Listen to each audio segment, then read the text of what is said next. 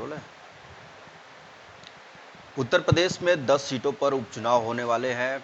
सभी पार्टियां अपनी-अपनी तैयारियों में जुट गई हैं, लेकिन उससे पहले मिर्ज़ापुर के जिलाध्यक्ष ने समाजवादी पार्टी के जिलाध्यक्ष ने चुनाव आयोग को एक पत्र लिखा है, जिसमें उन्होंने ये आरोप लगाया है कि 13 जो बीएलओज़ हैं, उनको हटाया गया है। इन्हीं सब मुद्दों पर बातचीत के लिए हमारे साथ चंदौली से समाजवादी पार्टी के सांसद वीरेंद्र सिंह जी मौजूद हैं। हम उनसे बातचीत करेंगे और मिर्ज़ापुर मझवा विधानसभा के प्रभारी भी हैं। जिस तरीके से जो मझवा विधानसभा में जो बीएलओज़ को हटाया गया है, जो आपके जिलाध्यक्ष ने पत्र लिख कर के कहा है, क्या कुछ पूरा मामला है इस बार? देखिए, मझवा ही नहीं, जिस 10 विधानसभा के उपचुनाव जहाँ पर होने हैं, वो सभी जगहों पर जाति और धर्म देख करके उन कर्मचारियों को जो चुनाव में लगे थे उस क्षेत्र में, उनको हटा दिया गया है। तो इसी पर आपत्ति हमारे प्रदेश अध्यक्ष जी ने भी किया था, हमारे राष्ट्रीय अध्यक्ष जी ने किया और रामगोपाल जी ने भी किया, महासचिव जो राष्ट्रीय महासचिव हैं, और हमारे जिलाध्यक्ष जी ने भी किया। हम सब कर रहे हैं इसका विरोध कि भाई इस तरीके से तो निष्पक्ष चुनाव नहीं हो पाएगा, और हम इलेक्शन कमीशन से हस्तक्षेप करने की मांग कर रहे हैं। अब रामगोपाल जी पार्टी के बड़े नेता हैं, उन्होंने चुनाव आयोग के अधिकारियों से मुलाकात भी की है और उनसे मांग भी की है कि जो चुनाव हो निष्पक्ष हो।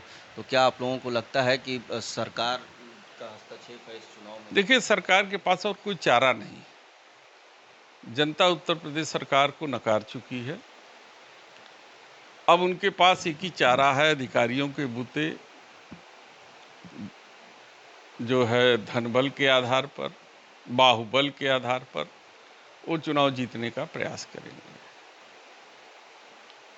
और चुनाव के दौरान धांधली, हेर-फेर, गुंडागर्दी करने का प्रयास करेंगे।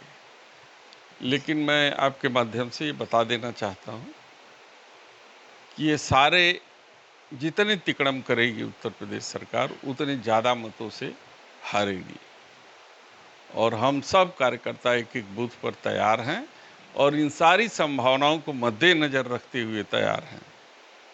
हमारे हाथ में झंडा डंडा दोनों रहेगा, डट कर के मुकाबला करेंगे हम लोग।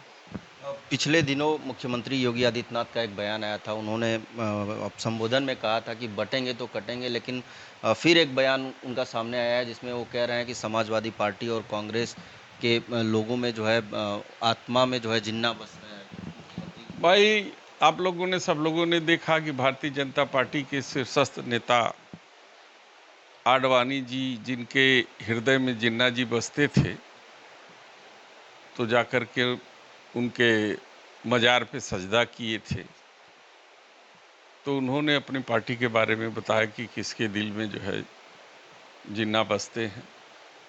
और दूसरी बात ये है कि उत्तर प्रदेश सरकार में अब काम गिनाने के लिए कुछ रह नहीं गया है। बेरोजगारी चरम पे है, महंगाई चरम पे है, तमाम लड़के जो है नौकरी मिल नहीं रही है, घूम रहे हैं। तो अब उनके पास कहने के लिए बचा ही क्या है? केवल हिंदू, मुसलमान, जिन्ना, यही सब कहेंगे। बसपा में मायावती को एक बार फिर से राष्ट्रीय अध्यक्ष चुना गया है। अखिलेश यादव जिस तरीके से पिछले दिनों मायावती को लेकर के ट्वीट किए थे, उसके बाद मायावती ने उनका धन्यवाद भी व्यक्त किया था। ऐसी चर्चा चल रही है कि जो अखिलेश यादव और मायावती की नज़दीकियाँ एक बार फिर से बढ़ने लगी है और 27 में ये दोनों नेता एक साथ दिखाई दे सकते हैं। ये देखिए, ये तो सामान्य शिष्टाचार है। राष्ट्रीय अध्यक्ष जी ने महसूस किया कि जिस कमज़ोर समाज से निकल करके कोई नेत्री इस पद तक पहुंची है, उस समाज को कभी एक साथ बैठने का अधिकार नहीं था, एक टाट पे बैठ के खाना खाने का अधिकार नहीं था, लोग उनसे परहेज करते थे।